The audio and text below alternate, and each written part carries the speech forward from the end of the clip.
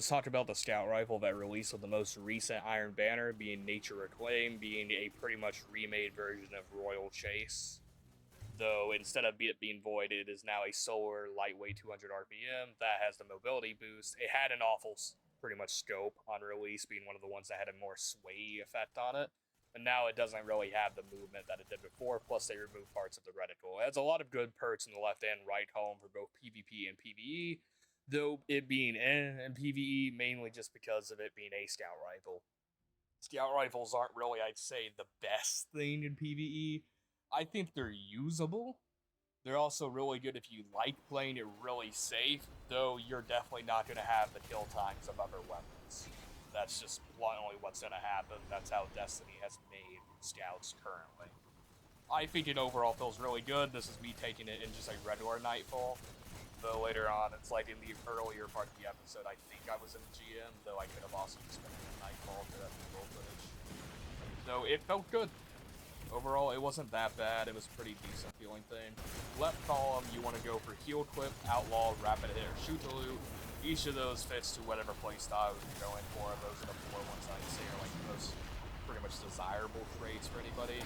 With Heal Equip being the most desirable because of it being a solar weapon with pairing that with Incandescent. That has been a solid role in many other guns like No Survivors that people are going after. Outlaw, Rapid Hit, or Tried and True with boosting pretty much reload, and Shoot to Loot's for Shoot to Loot Tech. Shoot to Loot Tech is just for getting Brits for you for damage phase.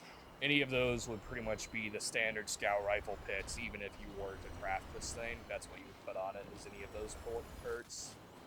I feel this gun is unique, with me mainly liking it. I don't know if I'd say it's the best in PvE currently, but that's mainly to do with how Artifact is right now. We'll see with next season if I'm going to be using this or not.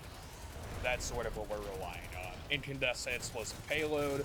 You could get away with a Desperate Measures play if you're really wanting to, but Incandescent is just what everybody puts in solar weapons because of the area effect damage. Explosive payload is just something that a lot of people put on scouts. It works, it's good. It's just basic overall. We have a lot of other outlaw explosive payload scouts that you can also have. I have a role of that I used in PvP because I like outlaw explosive payload scouts in PvP more than I like in PvE. Mainly because the scouts overall just fell off pretty bad in PvE right now. They're deserving a bit of a buff, is what I'd say. We'll probably maybe get one with next season. Though if we do get one, these are my favorite scout rifles, with them pretty much getting the best sort of perks. And also because their RPMs just allow them to do more damage faster, is my opinion on it. But lightweight also gives you that 20% mobility buff. 20, like, whatever mobility buff they give you. But PvP though, this thing's great. I like 200 RPM scouts a lot in PvP. They feel good to me. And they also allow you to get easy pits early on, I think. I'm still newer to PvP again, mainly because I took like a 1.5 year hiatus off of Destiny. With the left perks on this gun, though, I'd say you want to go for Rapid Hit, Heal Equip, Lone Wolf, or Outlaw. I have not used a Heal Equip gun in PvP yet, so I have no opinion on that yet. Though that also sounds like it'd be a good pair of 6s more than 3s.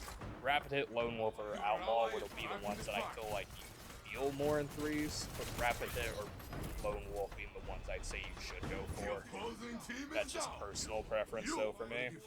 On those, Lone Wolf is a perk that I've come back to, and I really like it, even with its nerf state that I've been playing it with. This was the trial stuff whenever the Jade Rabbit was going on in Widow's Court, so I felt like I was winning fights relatively against them.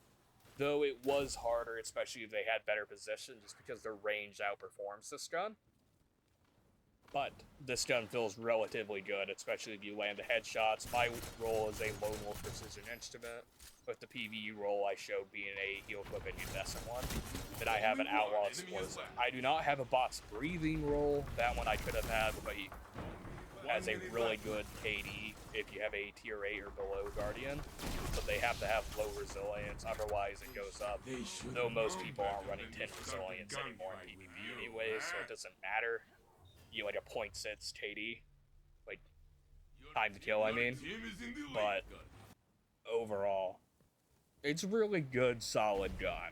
I like Lone Wolf Precision Instrument because it's a really pretty much consistent roll. These are the damage first I'd recommend though, especially in right column precision. Explosive or bot breathing would be the ones I'd say first, with explosive being more of a lynching tool than really a damage thing.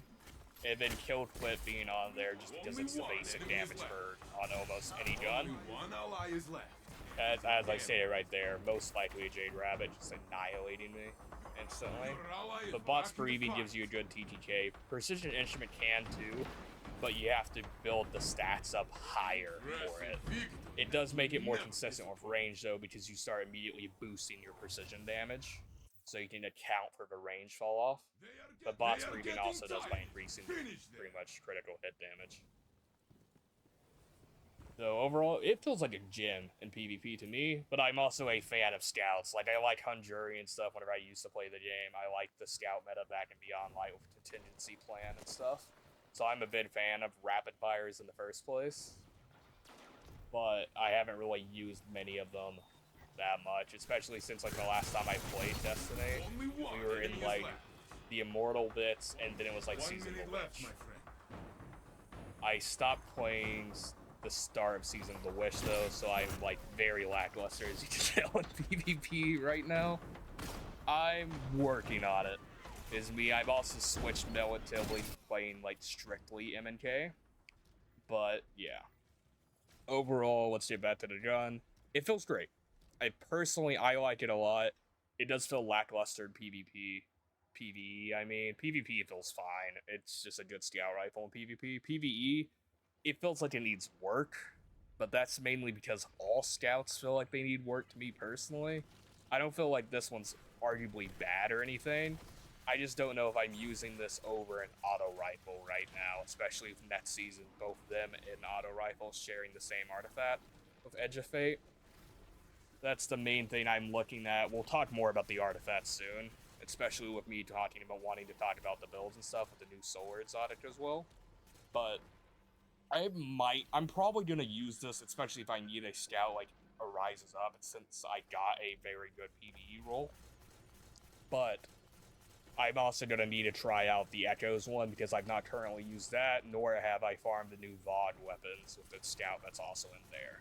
So I'm gonna do a probably comparison video on these whenever we have the thing, because Iron Banner is going away in September, which is gonna be meaning we'll have one more week left to farm this on June 17th, which is not great in my opinion. I wish we had it out to be 2 Iron Banners before the thing now, but I guess we've already had one. I'm glad that I was there to get one at least though for Tanashas and stuff. But overall, good gun. I think it feels decent anyways, but PvE scouts just don't feel that great right now. PvP, the thing held it up there with Hunjuri for me anyways, though so did Polaris Lance. That thing was an absolute monster, to be honest. But guys, I'll be seeing you all later. Bye-bye.